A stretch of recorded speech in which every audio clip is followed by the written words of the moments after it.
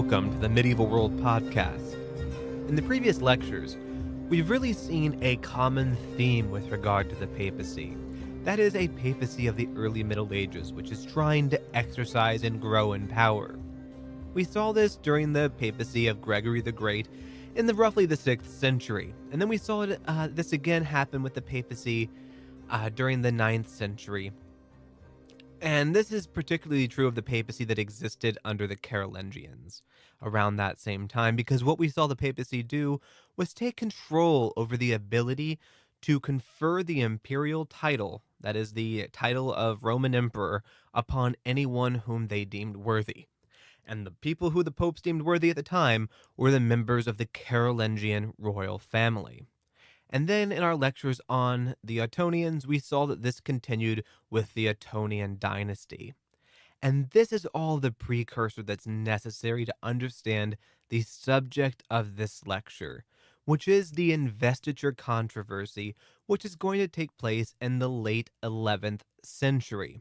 And it's going to be to the story between two people, Henry IV, the Holy Roman Emperor, a secular leader, and Pope Gregory VII, the Pope, a religious leader.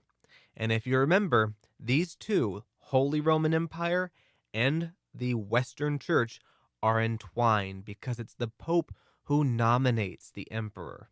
And we're going to see these two powers come to a head in the end of the 11th century, which is going to cause a giant controversy that will rock all of Europe, and in the process, strengthen the papacy in a way we have never seen it strengthened before. So the first question students always have who come to the subject of the investiture controversy is, what the hell does investiture mean? This is a really weird word for the modern speaker of English to understand, and it comes from the word invest. Now, when we use the term invest today, we are almost always speaking of invest in financial terms, right? You're investing in a stock, you're investing in CDs or bonds or whatever. In other words, you're investing in something to receive a return.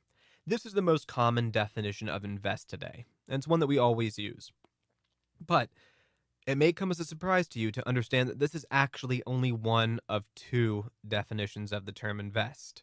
The term invest also has a second meaning that is non-financial, and instead tied to the idea of offices. In the context of this lecture, we're speaking about church offices. And the term invest is used as a word that means to place in the position of an office. In other words, in this context, it will be to invest a person with an episcopal see, which would mean to invest or place a person in the position of bishop. And this is what becomes a central debate in the 11th century.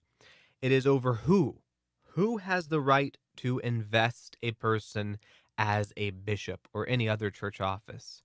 Is it the secular leader who has control over the region in which that person serves as bishop? In other words, Mainz being located within the Holy Roman Empire, is it the position of the Holy Roman Emperor to appoint that bishop? Or is it the right of the Pope, who is the religious leader of that bishop, to appoint whoever he wants to be in that position? Now, this may seem to a modern ear as a no-brainer. Of course, it should be the Pope who actually invests that person. That's how it's done today. It's the Pope and the cardinals who make a decision about the papacy and all episcopal offices. But it may come as a surprise to you to understand that this was not always the case. In fact, this is actually far from the norm of the early Middle Ages. During the early Middle Ages, secular leaders and secular kings had a lot of control over who they wanted to be abbot and who they wanted to be bishop within their realm. And this had become customary for Holy Roman emperors in particular to do. And it actually become entwined with their natural rights. But in the 11th century, under Gregory VII, this is all going to change. I'm going to break down the investiture controversy really quickly in very simple terms, because that's all that's really necessary to understand what's happening here. So, end of the 11th century, 1075. Holy Roman Emperor is Henry IV. Do not confuse him with Henry IV, the King of England, that's going to be in the later Middle Ages. This is Henry IV, the Holy Roman Emperor. Very different person, very different time period. Holy Roman Emperor Henry IV decides that he has the right, as all his ancestors did, to appoint whoever he wants as a bishop. And he's going about doing this. But he's got a problem.